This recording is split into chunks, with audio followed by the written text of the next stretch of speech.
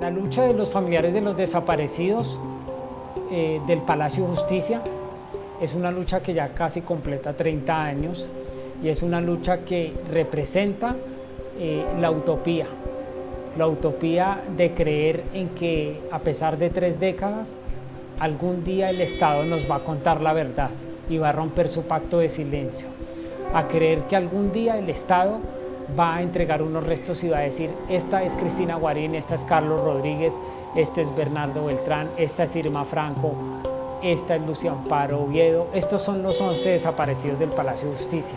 Cristina llega allí porque la mamá del administrador de la cafetería, doña María Elena Vera de Rodríguez, se conocía con mi mamá.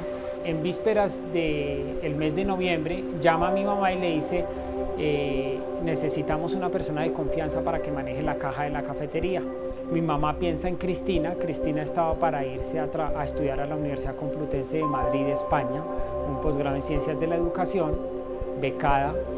Y Cristina pues acepta eso, pero lo acepta a regañadientes. Ella dice: la verdad es que yo estudié licenciatura en Ciencias Sociales en Colombia. Por eso fue feliz, porque estuvo 4 años y porque aquí consiguió su profesión y la alternó con los estudios de francés en la Alianza Colombo-Francesa. Yo no estoy pues para ser cajera de una cafetería, pero mi mamá es quien le insiste y le dice: vaya y trabaje en el Palacio de Justicia y se gana unos pesos para su viaje a España. O sea, ella para el momento de la toma llevaba 36 días trabajando. Claro, porque en este colegio estudiamos Cristina y yo. De todos los hijos de mi papá y mi mamá, solo los 2 estudiamos en este colegio, en el pedagógico.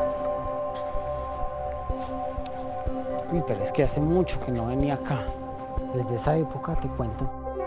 Claro, o sea, estamos hablando de 38, 39 años, hace que yo no vengo acá.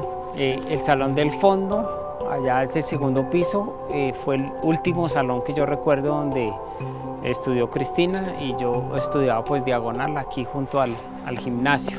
Varias veces que yo la vine a recoger al Palacio de Justicia, ella me decía que tenía una sensación muy extraña y era que ella allí en la caja de la cafetería, cuando recibía el dinero de secretarias, de abogados, de magistrados, de magistradas, sentía como si esa gente ella la hubiera conocido en otros escenarios, como en otras vidas, que le parecía muy raro, le parecía una gente muy familiar, como si hubiera sido una gente con la cual ella se hubiera reunido antes. Y fue así como después de que ocurre la toma, retoma, pero sobre todo después de que ocurre la desaparición de mi hermana, yo viendo que mis padres llevaban a cabo una lucha estéril frente al Estado colombiano, decido plantear la demanda armada como un hecho de dignidad en mi vida. Yo creo que yo ya hice todo y he hecho todo, muchas de las cosas que debería hacer, incluido alzarme en armas, incluido dejar las armas, incluido denunciar con el arma terciada y denunciar con el vestido de paño. Todo lo que he tenido que hacer por mi hermana lo he hecho, nada he dejado de hacer, nada he dicho esto no lo hago por miedo o porque considero que es inútil la diligencia. Todo se ha hecho y en eso me queda la conciencia tranquila de que yo he luchado y lucharé por conocer lo que pasó con mi hermana hasta el último día que tenga vida. De verla salir del Palacio de Justicia cargada por un soldado y observar sus pies, e inmediatamente eso me devuelve en el recuerdo a mi niñez, a unos pies tibios que sentía cuando me metía en su cama y yo no sabía leer y ella me leía las tiras cómicas del periódico los días domingo. Digamos que conservo ese recuerdo, que es un recuerdo de una inconmensurable tristeza, de una gran tristeza en mi vida, pero que al mismo tiempo es un motor que me impulsa a seguir buscando pistas, a seguir denunciando, a seguir con las fotos, a seguir con las reuniones, a ir a donde toque ir.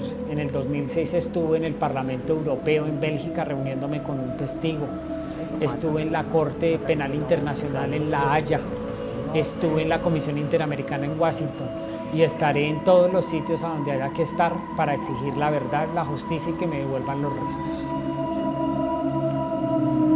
¿Dónde estarás? ¿Dónde estarás mientras la luna extiende sobre la noche el ámbar de su manto? ¿Qué nueva luz irradiará tu encanto en ese corazón que no me nombra? Si no te puedo ver, no todo es sombra, para quien sabe modular un canto. Si del alma a mis ojos sube el llanto, mas el recuerdo en su lealtad se asombra.